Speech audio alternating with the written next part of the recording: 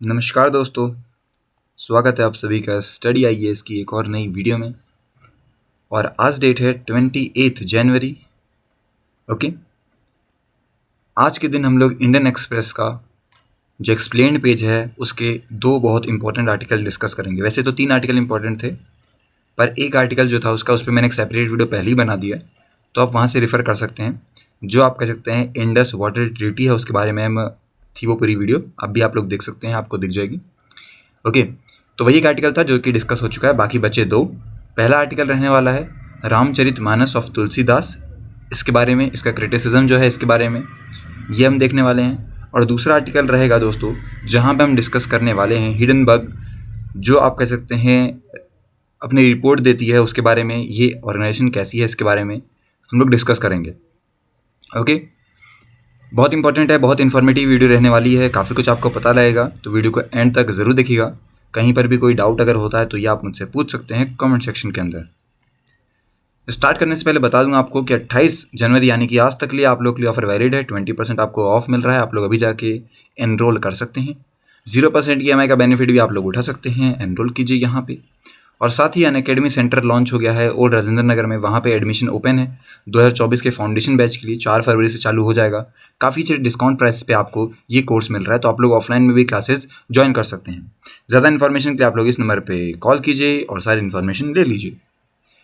अब आता है हमारा पहला आर्टिकल जो कि बात कर रहा है रामचरितमानस ऑफ तुलसीदास के बारे में और उसके क्रिटिसिज्म के बारे में। देखिए दोस्तों, जनवरी 11 को क्या होता है, 11 जनवरी को जो बिहार के एजुकेशन मिनिस्टर हैं चंद्रशेखर साहब, उन्होंने यहाँ पे ये बोला कि जो रामचरितमानस है ये किसी तरीके से आप कह सकते हैं सोसाइटी में हेटरेट फैला रही है। ओके, इन्होंने यहाँ पे बताया कि जो गोस्वामी तुलसीदास की एपिक पोएम है along with Manusmriti and MS गुलवांकर के जो बंच ऑफ थॉट्स हैं उनको बारे में इन्होंने काफ़ी सारे स्टेटमेंट बताए।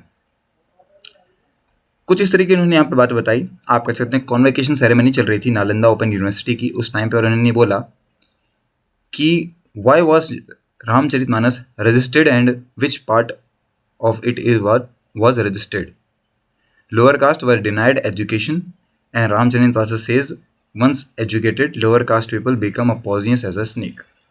ओके, हिंदी में बता दूं मैं मतलब आपको, तो इन्होंने ये बात कही वहाँ पे जाके कि आखिर क्यों आप कह सकते हैं लोग रामचरितमानस को बेसिकली पढ़ तो रहे हैं, ये तो बात इन्होंने बोली, पर इसके साथ इन्होंने बोला कि जो रामचरितमानस है ये आप कह सकते हैं कहीं ना कहीं लोअर कास्ट के जो लोग हैं उनको रजिस्ट करती है, उनको रोकती है।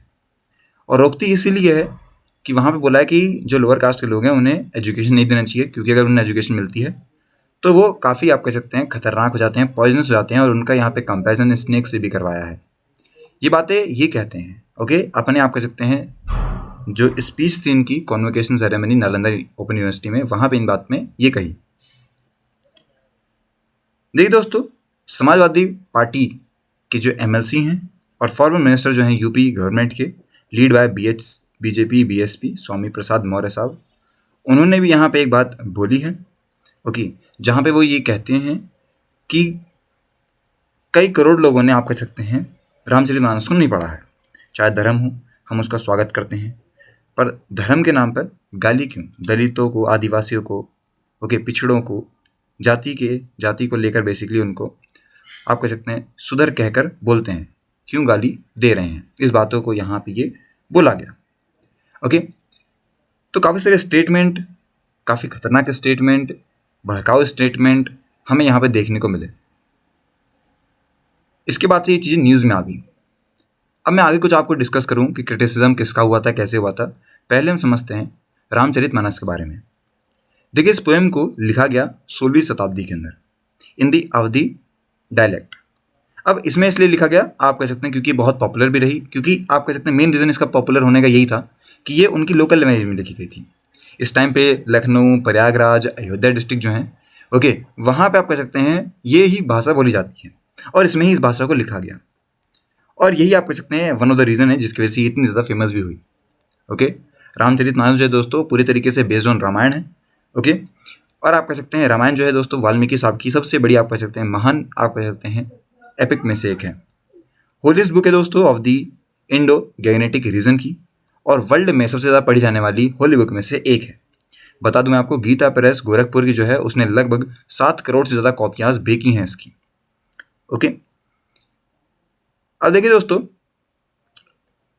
ये जो आप कह सकते हैं वर्ड है बेसिकली रामचरितमानस, ये खुद ही निकला है रामायण से ही। ओके, और रामायण का आप कह सकते हैं मतलब अगर हम देखें एक्चुअल मीनिंग तो वो रामचरितमानस ही है। देखिए गोस्वामी तुलसीदास के बारे में बताऊं मैं आपको, तो तुलसीदास एक ब्राह्मण थे जिनका असली नाम था राम बोला दुबे।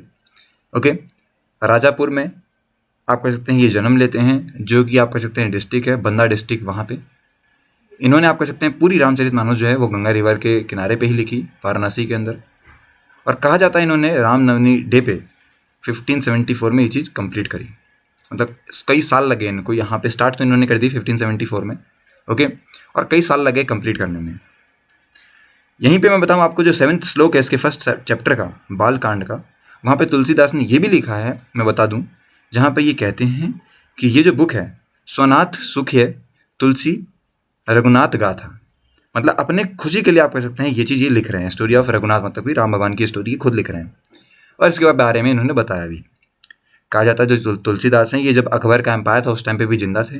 ओके, और ये टच में थे आप कह सकते हैं जो अकबर के कमांडर थे बैराम खान, ओके, उसके बेटे के आप कह सकते हैं टच में थे ये।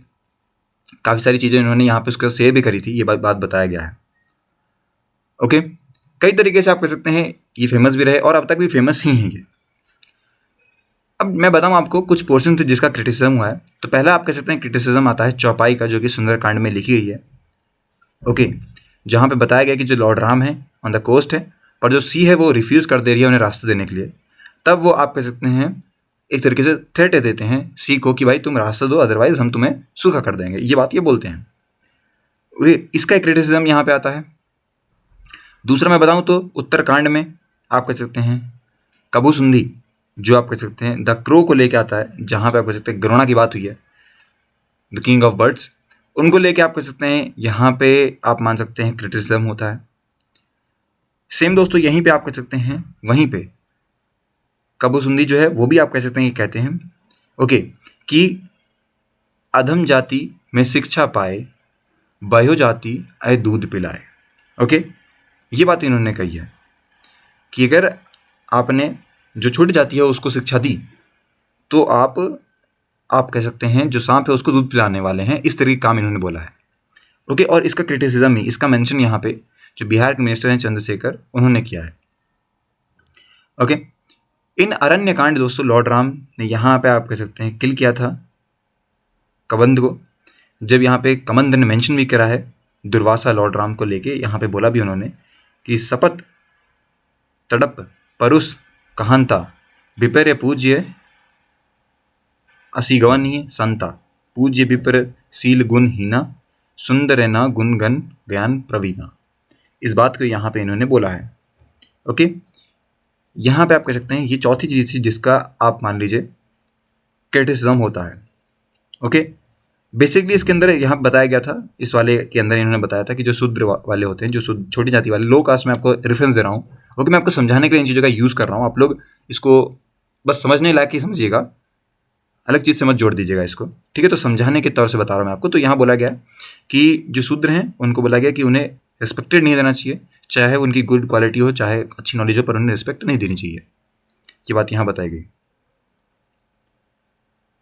एक और बात यहाँ लास्ट में ये बताया गया कि जब लॉर्ड राम पहुंचे लंका, उस टाइम पे रावण की वाइफ मंदोदरी ने यहाँ पे बोला उन्हें कि भाई मत जाइए आप वॉर पे। तब आप कह सकते हैं यहाँ पे जो रावण थे उन्होंने 8 बैड हैबिट्स के बारे में बताया था ऑफ विमेन, उसको लेके भी यहाँ क्रिटिसिज्म है। तो आप कह सकते हैं 1 2 3 4 5 चीज़ों के बारे में क्रिटिसिज्म होता हुआ आ रहा है। अभी से नहीं, पहले भी बहुत सारी कॉन्ट्रोवर्सीज यहाँ पे हुई हैं। पास्ट में कुछ कॉन्ट्रोवर्सीज हुई थी जहाँ पे आप कह सकते हैं रामचरितमानस को लॉर्ड राम के बारे में बताया कि वो मर्यादा पुरुषोत्तम है। ओके, उनके यहाँ पे कई सारी चीज़ों के बारे में बताया और क्रिटिसाइज़ किया गया by the leaders of anti Brahmin monuments like E.V. Ramaswamy Periyar के द्वारा भी यहाँ पे क्रिटिसिज्म हुआ था। आपको बताऊँ मैं आपको, बहुत पहले जब 22 प्लेस थी दैट डॉक्टर B.R. अम्बेडकर बोलते थे उस टाइम पे, उन्होंने भी अपने यहाँ पे जो फॉलोअर्स थे उन्हें एम्ब्रेस किया बुद्धिज़्म को इन अक्टूबर 1956, और उन्होंने बोला कि I shall have no faith in Rama and Krishna who believed to be incarnation of God nor shall I worship them.